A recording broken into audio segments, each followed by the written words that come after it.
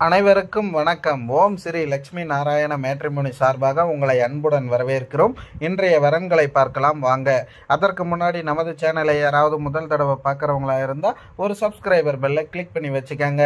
இவங்களோட பெயர் ஸ்வேதா, வயது 29 ஆகுது. சாதின்னு பார்த்தீங்கன்னா இந்துல ராஜ கம்பளத்து அம்பலக்காரர் சமுதாயத்தை சார்ந்தவங்க. உட்பிரிவு எதுவாக இருந்தாலும் சம்மதம்னு சொல்லியிருக்காங்க. ராசி துலாம் ராசி, நட்சத்திரம் விசாகம் நட்சத்திரம். படிப்பு எம்பிபிஎஸ் கம்ப்ளீட் பண்ணியிருக்காங்க. வேலை சொந்தமாக ஹாஸ்பிட்டல் வச்சு நடத்திட்டு வராங்க. இவங்க நிறையா அவார்டு வாங்கியிருக்கிறாங்க, சிறந்த டாக்டர்னு சொல்லிட்டு.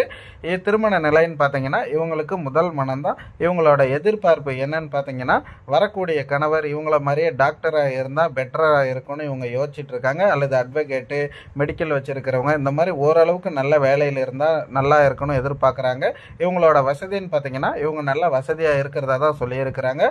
பொண்ணுக்கு 50 சவரன் வரைக்கும் நகை போட்டு கொடுக்கறதா சொல்லியிருக்காங்க. ஒரு கார் வாங்கி கொடுக்கறதாவும் சொல்லியிருக்காங்க.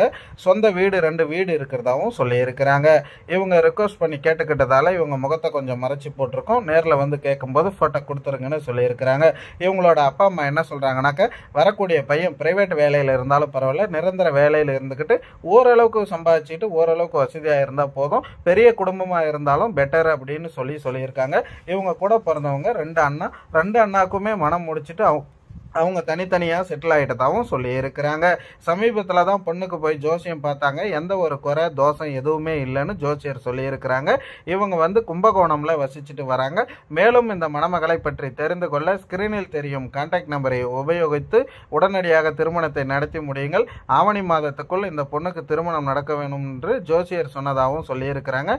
அதனால் ரொம்ப தீவிரமாக இவங்க அலைன்ஸ் பார்த்துட்டு இருக்கிறாங்க. நமது சேனலை யாராவது முதல் தடவை பார்க்குறவங்களா இருந்தால் சப்ஸ்கிரைபர் பண்ணுங்கள், லைக் பண்ணுங்கள், ஷேர் பண்ணுங்கள், கமெண்ட் பண்ணுங்கள். எல்லா கமெண்ட்களுக்கும் பதில் தெரிவிக்கப்படும். பக்கத்தில் இருக்கிற பெல் பட்டனை கிளிக் பண்ணி வச்சுக்கோங்க.